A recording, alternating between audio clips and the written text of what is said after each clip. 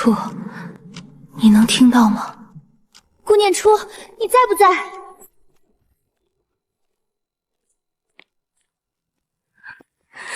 闺蜜没了，工作没了，倒欠公司10万违约金，余额剩200块。老天爷，你对我也太狠心了吧！念初，是你回来了吗？谁在说话？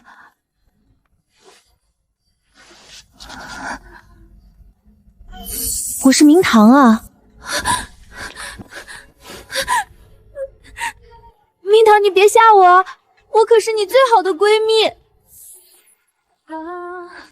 顾念初，你个胆小鬼，我没死，我只是穿到另一个世界了。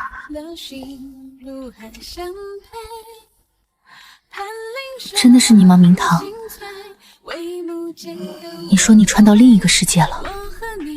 我现在在一个叫昭明的古代，穿成了一个冷宫废妃。这里在闹饥荒，我快饿死了。古代冷宫饥荒，对，这铜镜好像能传东西，你试试给我传点吃的。怎么传？你想着我，使劲想。传过来了，念初，你真传过来了。明堂，你真没死？当然啦，念初，我想到了一个逆袭致富大道。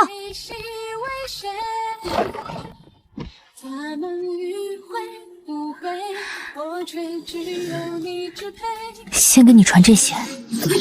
你刚才说那个致富大道是什么？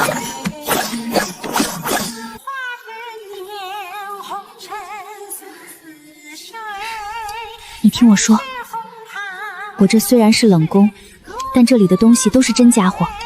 我把这边的东西传给你，你拿去卖，说不定还能被当成古董，然后用钱买粮食给我。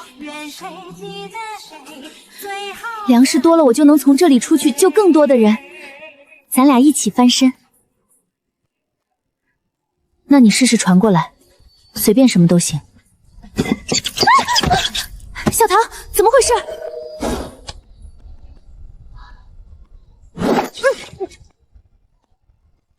夜壶，冷宫里能翻出碗和夜壶，已经很不错了，好吗？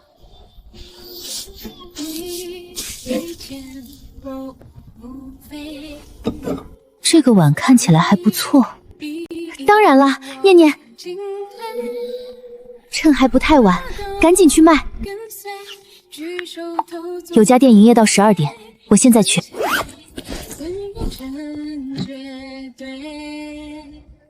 明堂，你等着我，肯定等你，小心点，别被坑了。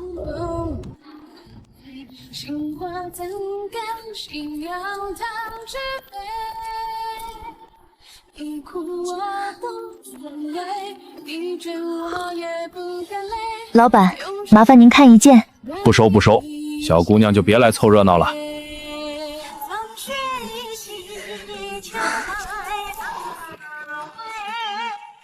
老板，打扰了，我这里有件东西，您看看。小姑娘，这么晚了还不回家？您先看看这个。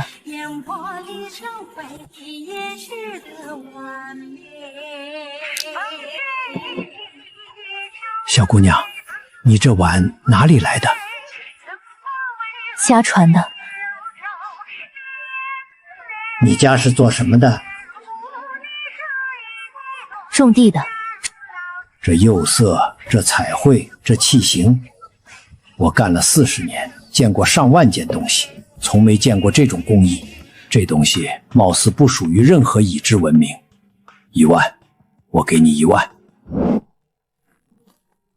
1万，这钱也太好赚了吧！念念，你在哪儿？我好饿。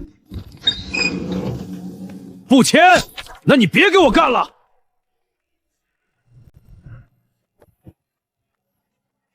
我再去问问别家。等等，1万2。1万5，就这个价了。这条街你随便去问，没人敢收来历不明这个程度的东西。只有我。成交，但是我要现钱。小姑娘，你不太像种地的。您刚才说不属于已知文明，这世上真有我们不知道的文明？做这行这么久，我见过很多解释不了的东西，但你这个是最解释不了的。周老板，以后可能还要麻烦你。要是还有这个年代的东西，一定先来我店里。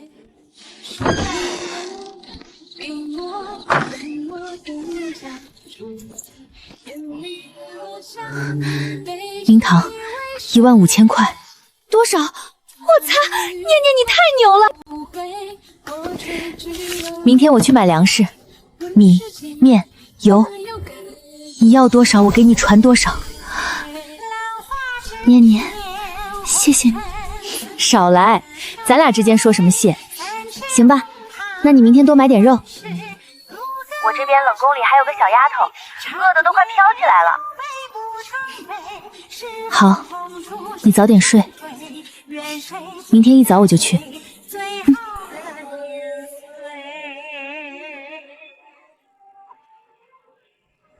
这个以后不用了，你还活着。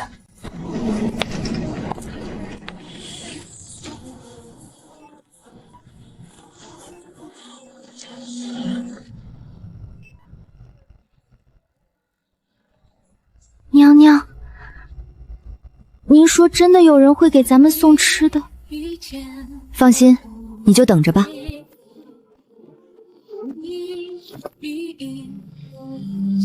明堂，接好了。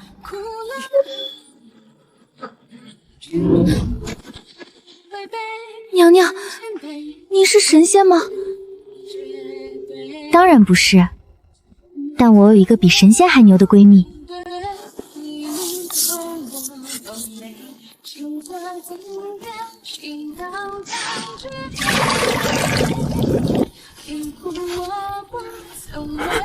有吃的。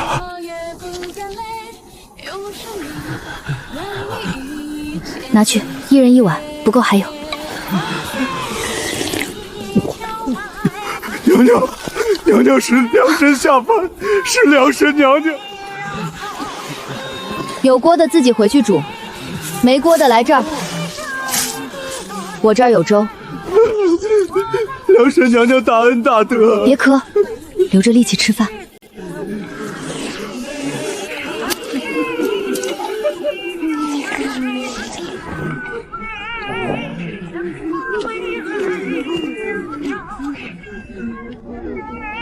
干什么呢？干什么呢？谁让你们在这儿聚集的？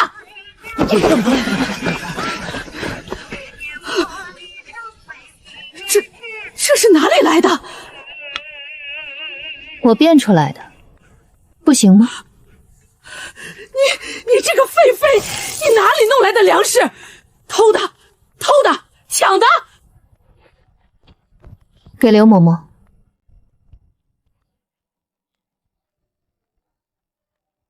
刘嬷嬷，你在冷宫当了这么多年管事，朝廷管过你一顿饱饭没有？我不偷不抢，这粮食干干净净。你要是想吃，坐下来吃就行了。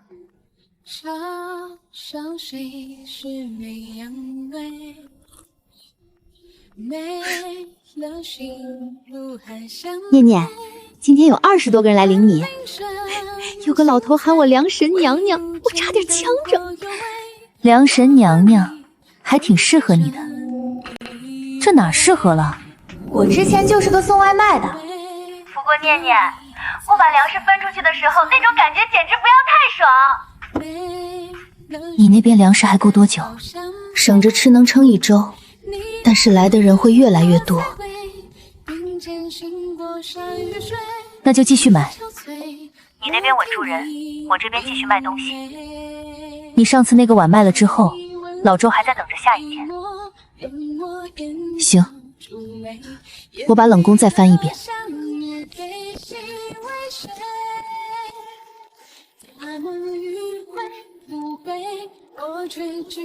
这是我做的。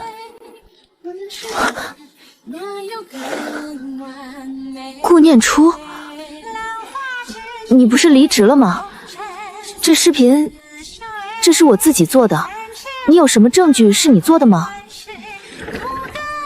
行，那你现在做一遍。掐丝珐琅，第一步，在铜板上勾线，用什么笔？第二步，填釉料，先填浅色还是先填深色？第三步，烧制，温度多少？你凭什么考我？因为这个视频里每道工序都是我的手法，连左下角那个弯线的习惯都是我的。你剪了我的视频，署了你的名，你连视频里做的是什么东西都不知道。我去，还真是抄的。你等着！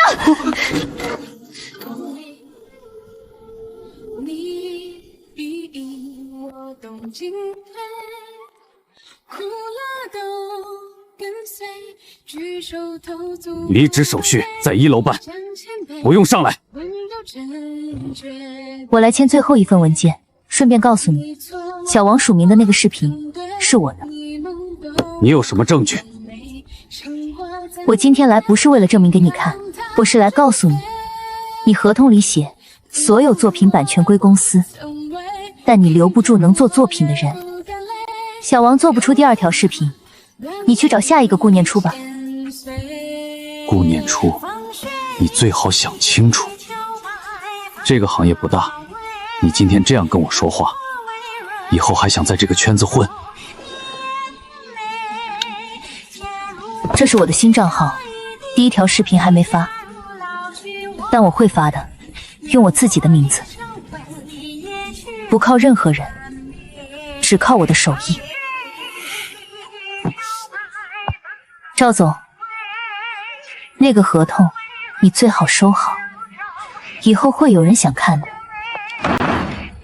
谢明堂，朝廷来人了，说是有人举报你在冷宫聚众散粮，扰乱宫规。聚众散粮，这些人快饿死了，我不给他们吃的，他们明天就死在你门口，那样就不扰宫规了。哼，这不是我说了算。总之上面要查你的粮食来源，你是不是偷了御膳房的东西？小翠，把那袋米搬出来。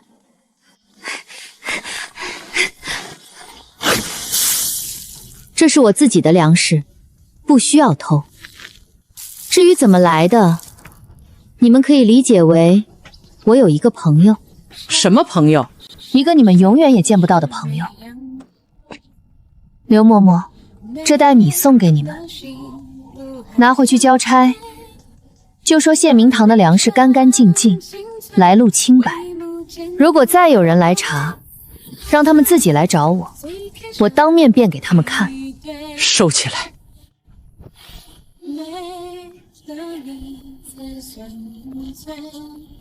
后面不会再有人来查了。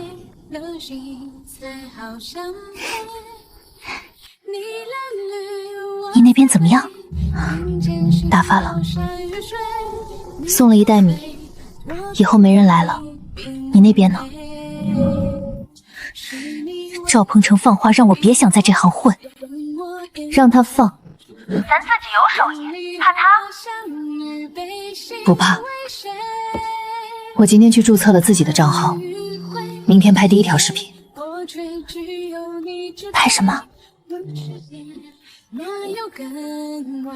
拍这个，标题就叫“闺蜜从古代寄来的神秘工艺品，拆给你们看”。那你可别把我供出来，放心。你的设定是神秘供货商，全球仅此一家。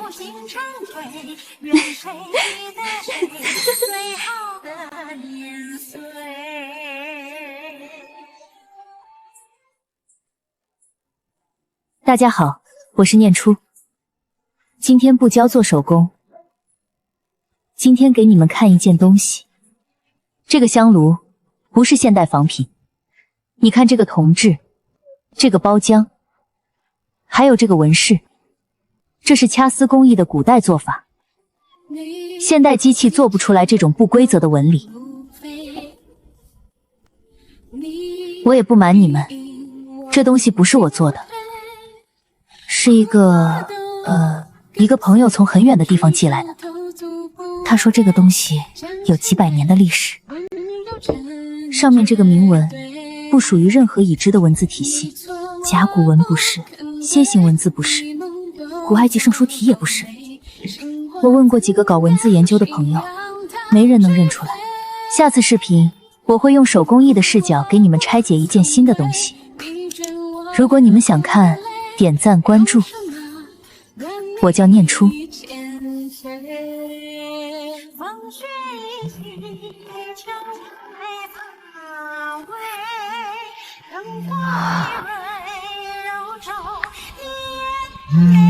去，这是什么文字？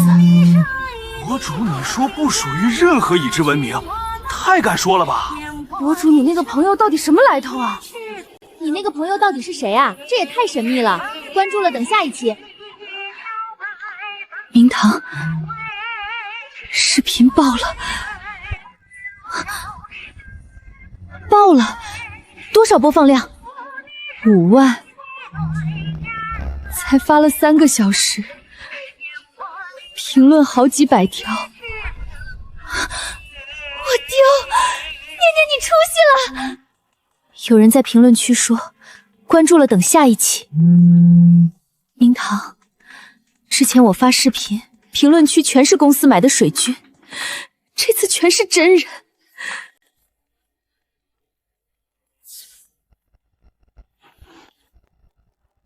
你查一下顾念初，他最近接触了什么人？那些东西是从哪里来的？查不出来也得查。他一个人不到1个礼拜，哪里来的这种货源？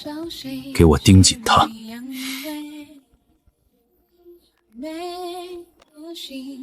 念念，我今天又收了几个机密。有个老太太拉着我的手，说她儿子在前线打仗，不知道还活没活着。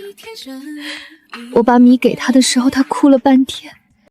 前线，你那边还在打仗？外面在打，饥荒加战乱，这个王朝快不行了。但是念念，我不想看着他不行。什么意思？我想多做一点，不只是给冷宫门口那几个人发米，我想把粮食送到前线去。那边当兵的也在饿肚子，他们吃饱了才能打仗，打赢了，这个王朝才不会灭，这里的人就不会继续死了。那需要的粮食就不是几10袋了。我知道，所以我这边也得想办法，不能光靠你给我传。冷宫里能卖的东西有限，我得想办法出去，出去才有更多东西。那个香炉卖不卖？明堂，你尽管想办法出去，粮食的事交给我。视频火了，以后东西会越来越好卖。你那边要多少粮，我给你弄多少粮。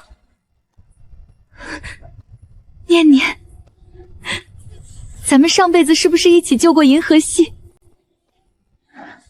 不知道，但这辈子咱们肯定要一起干一件大事。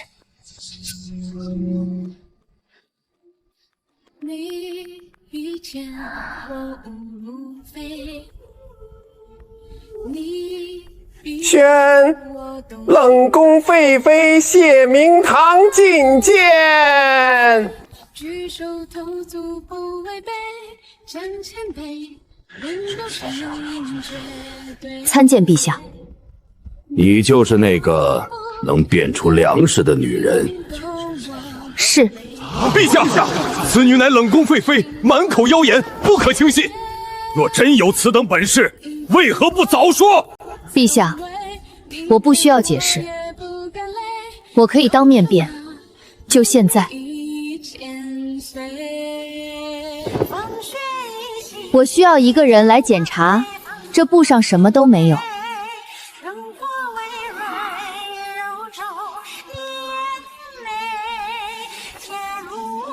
回陛下，确实只是一块普通的布。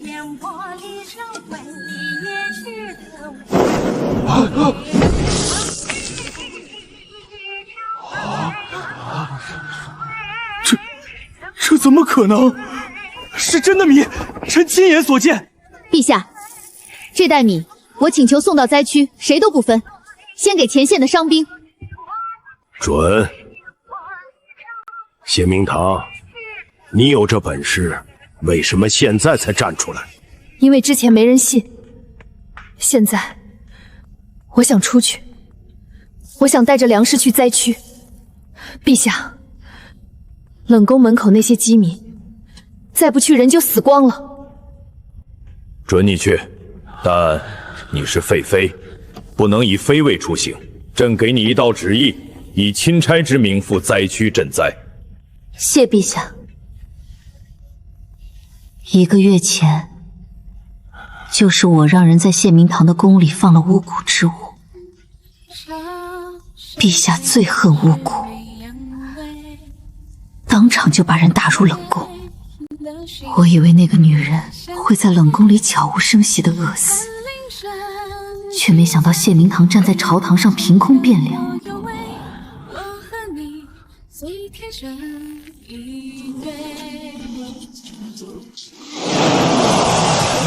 梁神娘娘，梁神娘娘，去告诉他们，我不走了，我带着粮食去前面等他们，让他们跟着来。念念，我要开始干大事了。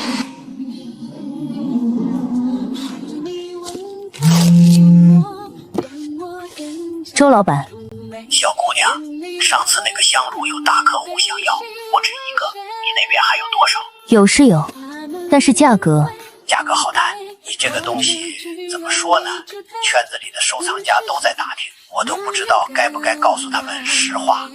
什么实话？实话就是，我也不知道这是什么。那就别告诉他们，让他们自己猜。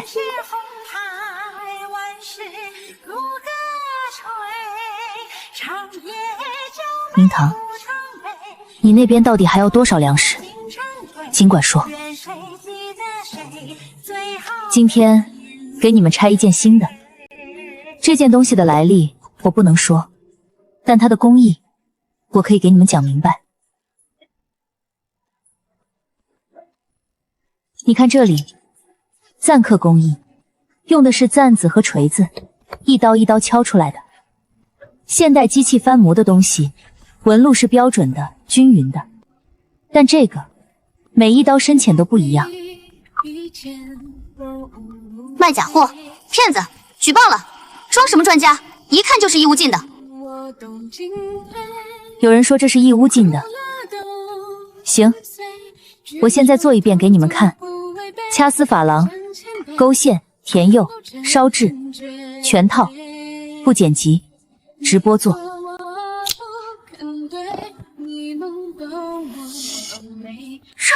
这怎么可能？等等，我没看懂这什么工艺。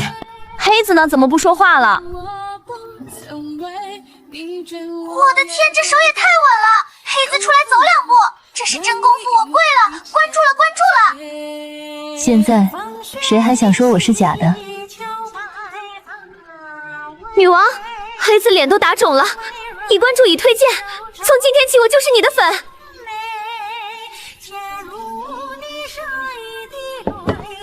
回到刚才那个烛台，它不是假的，它不是义乌进的，它来自一个你们都想不到的地方。下次直播我会再拆一件，想看的话关注。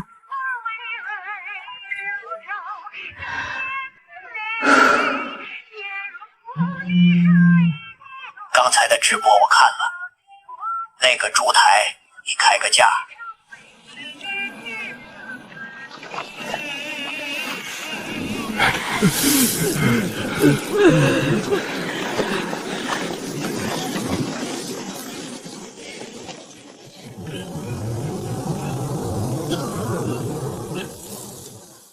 粮草到了没有？将军，朝廷已经2个月没有运粮过来了，探子说下一批还要半个月。半个月，我们的兵还能撑几天？有人来了，一个女人带着好多粮车。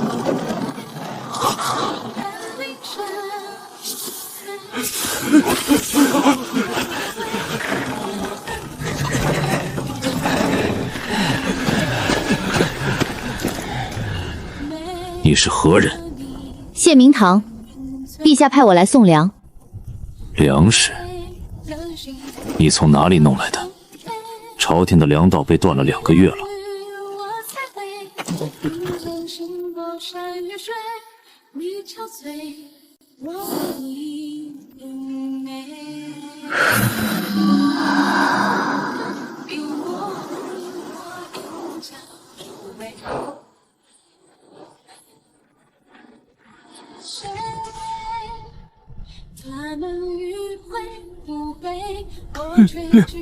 粮食，真的有粮食，是粮神，粮神下凡了！末将萧衍，谢姑娘救命之恩。不用跪，吃饱了帮我打仗。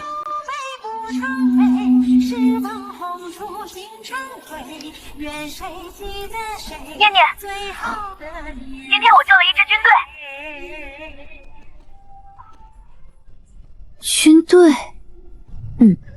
那个将军叫萧衍，长得还行。就是话太少。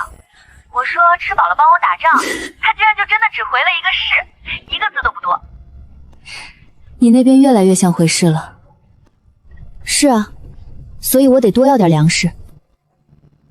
前线那座大营得我管饭，冷宫门口的饥民也得管。人越来越多，光靠你买的那点儿，流水一样就没了。我刚卖了那个烛台，3万，明天全部买粮。你那边尽管用。念念，你还记得咱们小时候在后山挖铜镜那天吗？记得。你说挖出来的宝贝要一起用一辈子。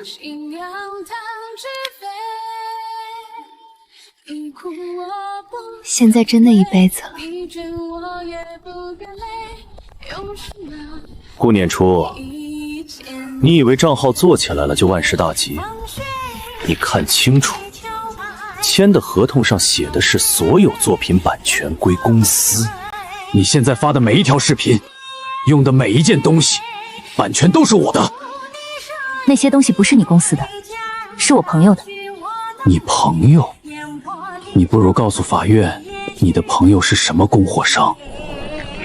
识相点，把账号交出来，不然我告你违约。这笔违约金你背不起。不用，今天我给你一个交代。大家好，今天不是说公益，今天给你们看一份文件。第3条，乙方创作的全部作品，版权无条件归甲方所有。第4条，乙方不得以任何形式自行运营社交媒体账号。第7条，违约金为乙方年收入的10倍。什么鬼合同？这不是卖身契吗？哪个公司这么黑？博主，你是不是被坑了？这家公司叫鹏程传媒，老板叫赵鹏程。他们签了57个创作者，每个人的合同都一样。我今天在这里不报警，不告他，我只做一件事，让所有人看到这份合同。至于你们怎么判断，自己看。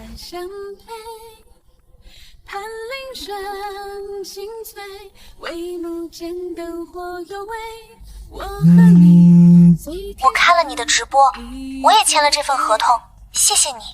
3年前我被他坑了10万，今天终于有人站出来说，谢谢。我手里也有他的合同，如果你需要，算我一个。明堂，今天我把赵鹏程的合同公开了，可能有人会来查我，但你放心，我不会让人摸到你这边的，不怕。谁来查，你就让他来问我。就是不知道他敢不敢穿越。这批赈灾粮按市价5倍，你要多少？5倍也太高了，现在城里都闹饥荒。正因为闹饥荒才值这个价，你不要，外面有的是人要。大人，不好了，那个谢明堂带兵来了，还有一大群饥民。带兵？哼，他带兵来本官府上干什么？赈灾粮又不在我这儿。把门锁好，从后门出去。谢钦差这是做什么？这是朝廷赈灾粮仓，种地。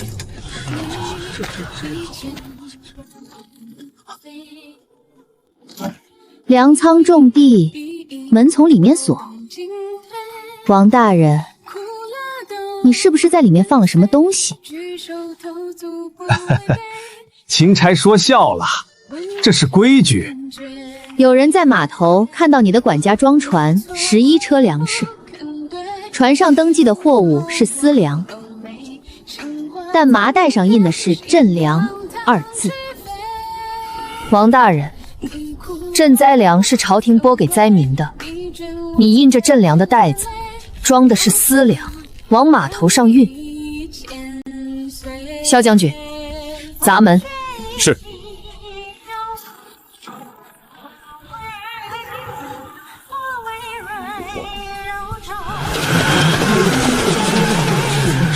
这是赈灾粮，朝廷给我们拨的赈灾粮，他全藏在这里，卖钱。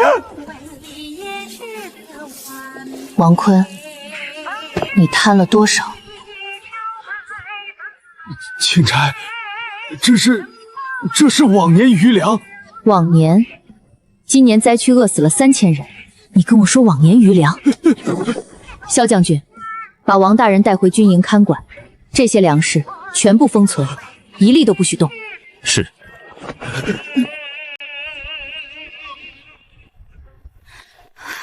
娘娘，皇上说被谢明坛抓了，码头上11车粮食全被劫了。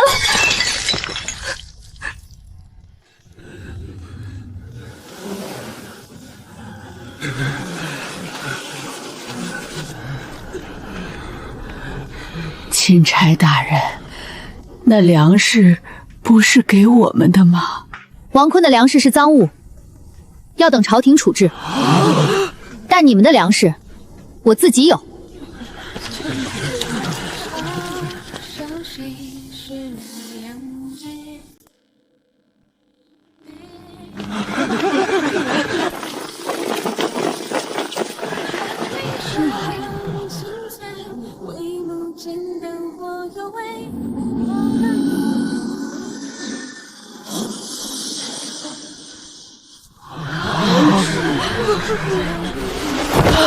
梁神娘娘，梁神娘娘，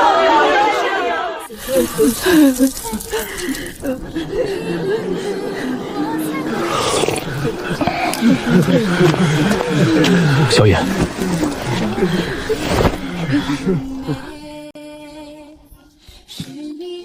娘娘，刚才来领粮的数都数不过来。那就对了。钦差谢明堂抵灾区3日，发粮万斤，救饥民逾5000。另查户部尚书王坤私吞赈灾粮逾3万斤，人证物证俱在。传旨，革去王坤户部尚书之职，交由刑部彻查，其名下粮仓全部充公。谢明堂赈灾有功。这个女人到底什么来头？娘娘，户部户尚书王坤被谢明堂的人抓了，码头上11车赈灾粮全被劫了，那批粮有一半是帮您运的。王坤供出我了？还没有，但谢明堂查得紧，王坤能撑多久不好说。谢明堂，又是他。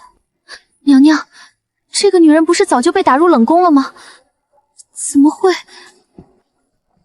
我以为她会在冷宫里饿死，结果她不仅没死，还出来了，变粮、赈灾、救军队，现在连王坤都被她端了。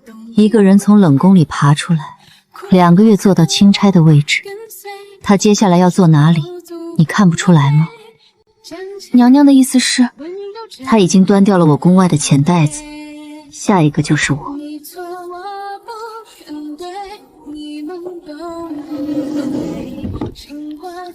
赵太医前段时间给我开的安神药，去把御膳房试菜的小安子叫来，别让人看见。谢姑娘此次赈灾，救了数千饥民。本宫听说你能凭空变出粮食，在座的诸位大人，有不少人亲眼见过。今日是庆功宴，不知谢姑娘可否再施神迹，让大家开开眼界？可以。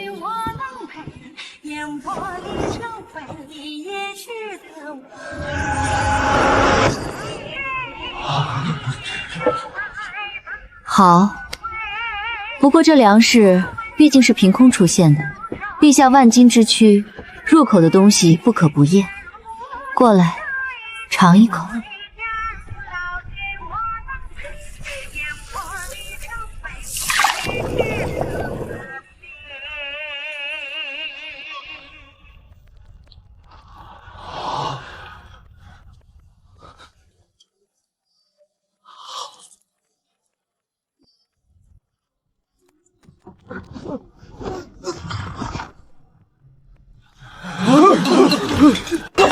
这粮有毒！谢姑娘，你的粮食里怎么会有毒？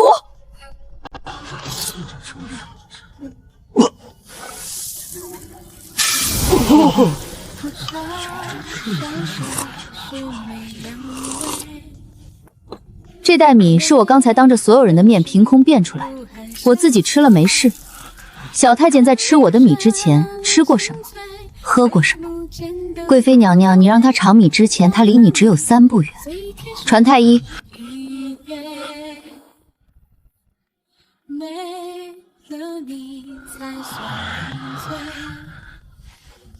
陛下，这小太监中的毒，怕不是从米里来的，是慢毒。毒发需要2到3个时辰，按时间推算，他是在今天中午之前被人下的毒，跟刚才吃的米毫无关系。贵妃娘娘，小太监中午之前中的毒，你让他来尝我的米，算好了他这时候会发作。这局是冲我的粮食来的。陛下，宴会前1个时辰，老奴看见沈贵妃身边的大宫女把小太监叫走了，回来的时候，小太监嘴唇发白。太医查了？查了，那小太监不是生病，是毒，跟他中午之前被下的毒是同一个来源。下毒的是沈贵妃身边的大宫女，药粉在她房里搜到了。王坤刚倒，他又来，朕身边的人不是贪就是毒。传旨，沈氏以毒计诬陷朝廷功臣，即日起废为庶人，迁入冷宫，其身边涉事宫人交由刑部。沈氏陪了朕6年，谢明堂来的时候什么都没有。谢明堂，你以废妃之身赴灾区，救饥民逾千，助萧衍将军稳前线。沈氏之案，亦由你清白自证。今日起，封你为贵妃。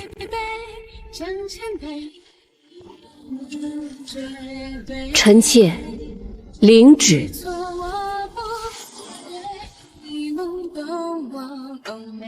小姑娘，说实话，你这些货如果稳定供应，光这一条线就能吃一辈子。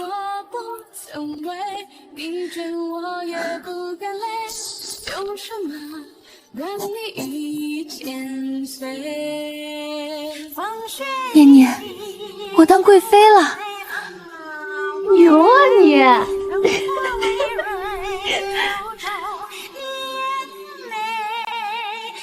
念念，探子来报，赫连说的5万大军已经在城外80里扎营了，最快3天他们就到城下。需要多少粮食？够城里守军撑1个月的粮。够，你等着。念念，你哪来那么多钱？你给我的那些东西，我全卖了，还有预付款。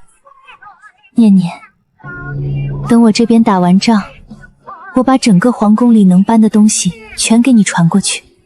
那我可得给自己留几件好的。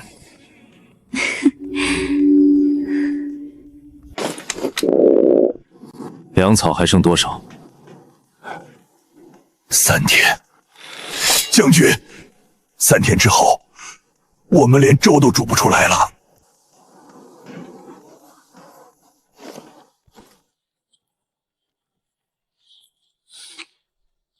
贵妃娘娘，城墙上危险。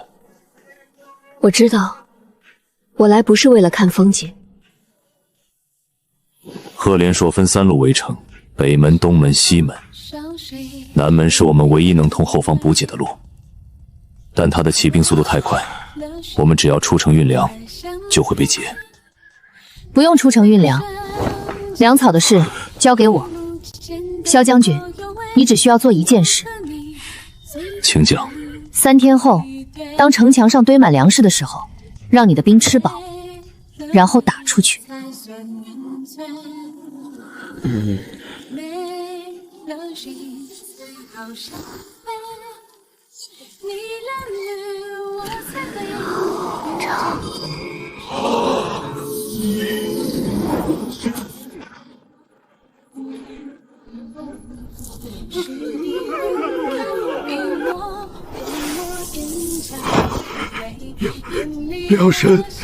梁神娘娘，梁神娘娘，梁神娘娘。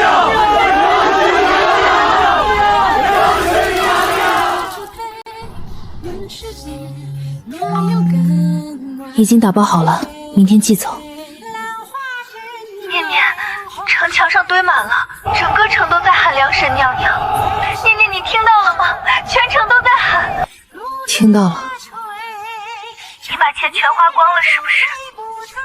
等我打完仗，你过来。我请你吃御膳。管够。赫连硕吃了上次的亏，现在他把粮草分成了3处存放，每一处都派了重兵，想打他的粮很难。硬碰硬的话，我们的兵只有他的1半，正面打撑不过3天。不打粮，骗他。萧将军，城里有多少辆板车？板车？运粮的板车，空的也行。你们今晚做一件事，把城里所有板车集中到南门，上面堆干草，外面盖粮布。从远处看，要像一车一车的粮食。娘娘，干草看着像粮，可是没分量啊。不用分量，要的是火把从后面照过去的影子。赫连硕的探子在城外，离得远，他们看不到车上装的是干草还是粮食，但他们能看到几10辆粮车从南门运出去。你要让赫连硕以为我们在转移粮食？对，而且是往南转移。南边是通往朝廷粮仓的官道，他看到粮车往南走，会怎么想？他会派兵拦截，他怕我们有了粮食能撑更久。他派兵去劫南边的粮车，哪里的兵力就会少。北门，他的中军大营。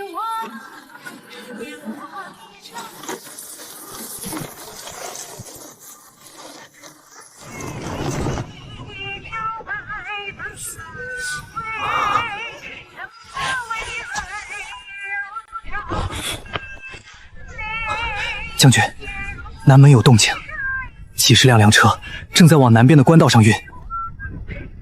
半夜运粮，但昭营城里的粮草不是早就该断了吗？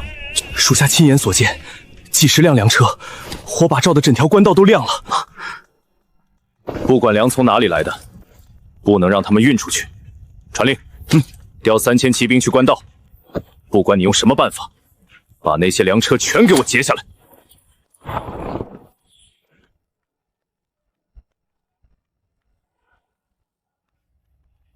南边官道离北门大营起码要1个时辰。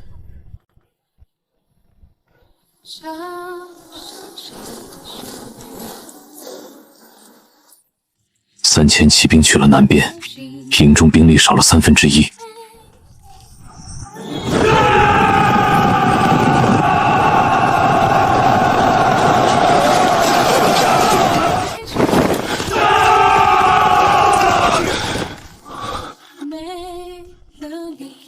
中计了！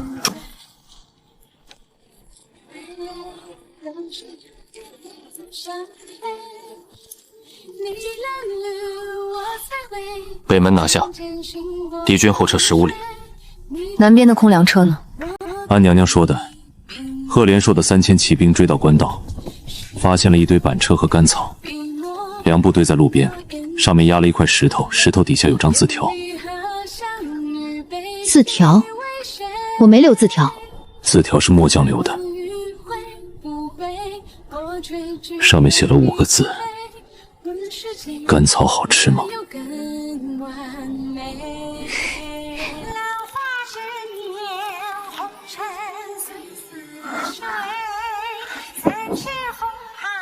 灵堂，钱到了。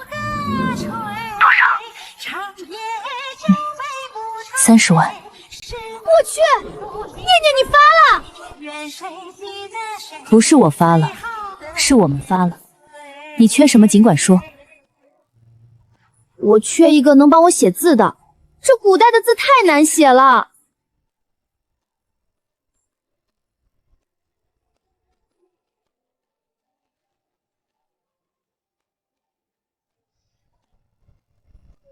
这些合同我看完了。第3条，版权无条件归甲方；第7条，违约金为年收入10倍。这2条按照现行法律，属于显示公平的格式条款。你们如果起诉，胜诉率很高。但我要提醒你们，打官司需要时间，快则半年，慢则1、2年。你们能不能等？不止打官司，我们想举报。他的合同模板套了57个创作者，不是个案，是经营模式。这种属于什么性质？如果证据充分，涉嫌利用格式条款侵害多名劳动者权益，市场监督管理局可以立案调查，严重的话，吊销营业执照。我们7个人的合同都在这里。他威胁我的微信记录，我也存了。其他人的聊天记录、转账记录、银行流水都在。我签那份合同的时候刚毕业，被坑了3年。我一直以为是我自己的问题，今天才知道不是。我爸妈到现在都不知道，我离职还倒赔了8万。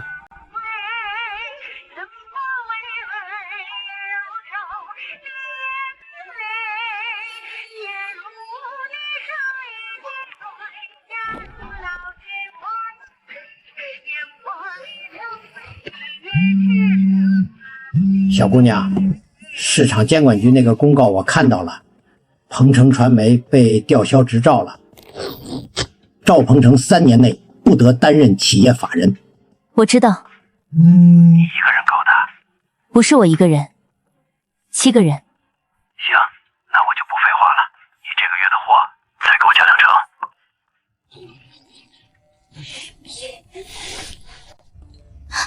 念初姐，市场监管局公告下面有人问我们能不能接其他受害者的案子，我回什么？回，可以，让他们把合同发过来。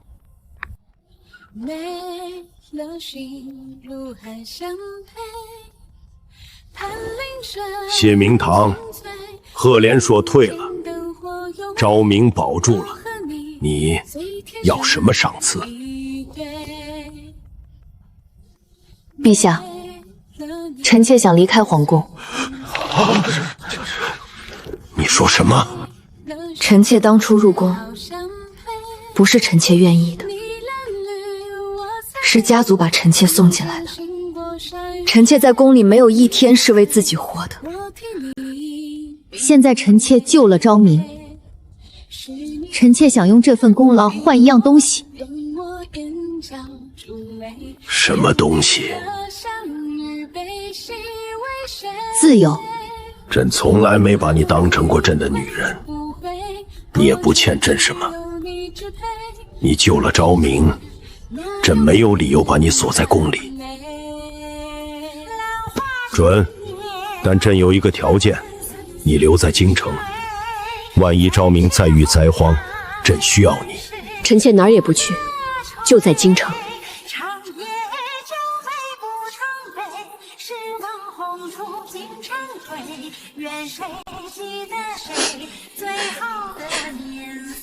哭什么？又不是见不到了。娘娘，你以后住哪儿？不知道，先找个客栈。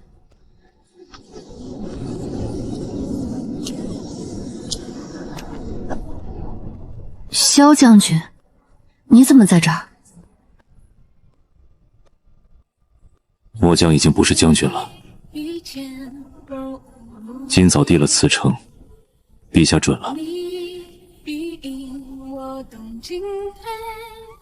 为什么辞？打了12年仗，够了。况且，京城里多了个没有住处的女人，末将怕她被人欺负。一个打了12年仗的将军，来给一个废妃当保镖。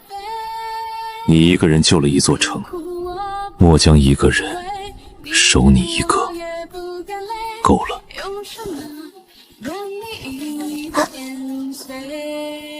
萧衍，你说这铺子租下来能干什么？你想干什么？我想开个店，卖吃的。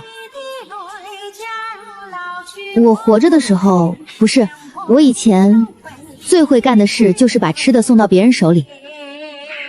卖什么？什么都卖，但最重要的是明码标价，童叟无欺，就是价钱写在墙上，谁来都一样，不讲价。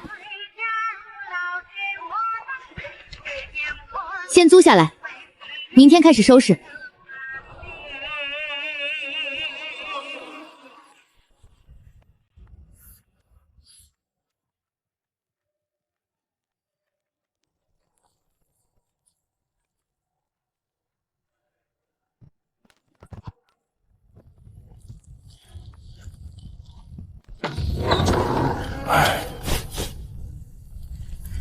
这价钱写死了，不能讲。不能，墙上写多少就是多少。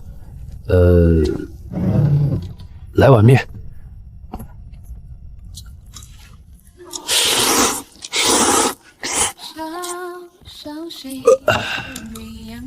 老板娘，再来一碗。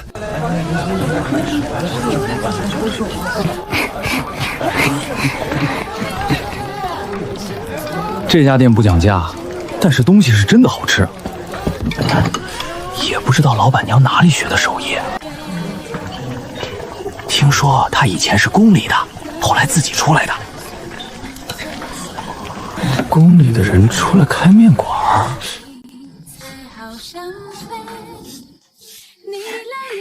念念，铺子今天翻台了5轮，你现在可真要成富婆了呢。对呀，多赚点钱给你备嫁妆。这么说的话，我也得努力了。你可比我快多了。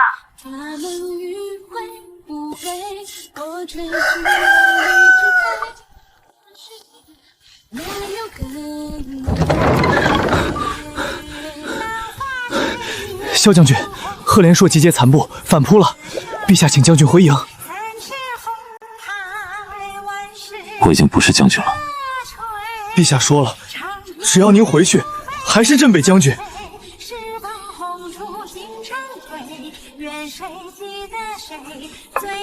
去吧，你打了12年仗，不是为了在铺子里劈柴的。这间铺子，等你打完回来，我还开着。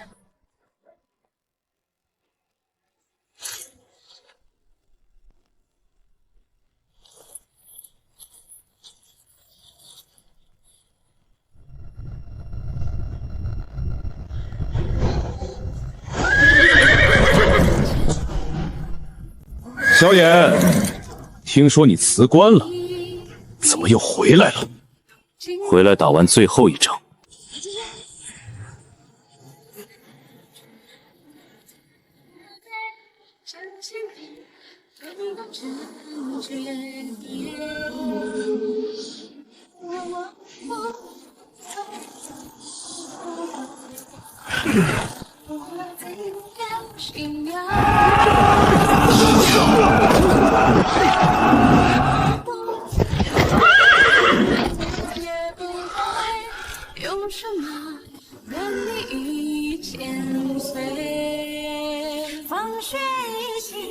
你说的打完回来，铺子还开着？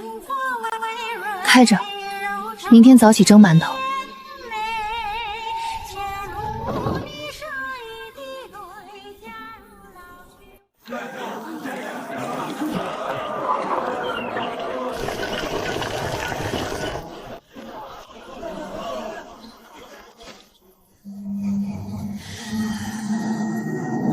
怎么这么烫？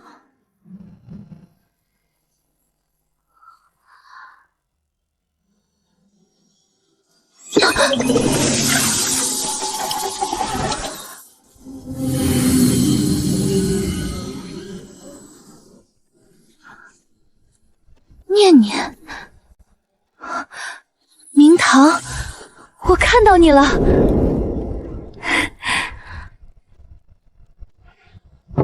萧衍，过来看个东西。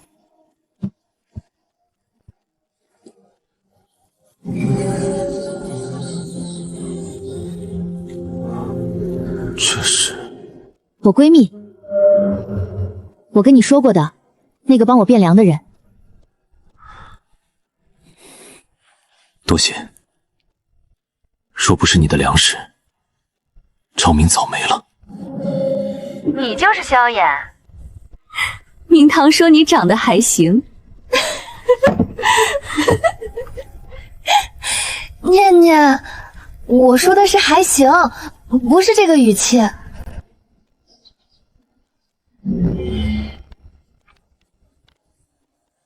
明堂，我到了。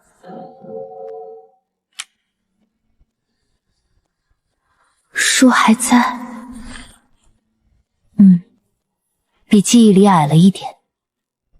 明堂，你不回来了？不回了。念念，我在这边有个铺子，有个人天天帮我劈柴，有小崔帮我端盘子，我觉得这里就是我的家了。但你能过来，这门随时开着。行，下次我带火锅底料过去。你那边灶台够大。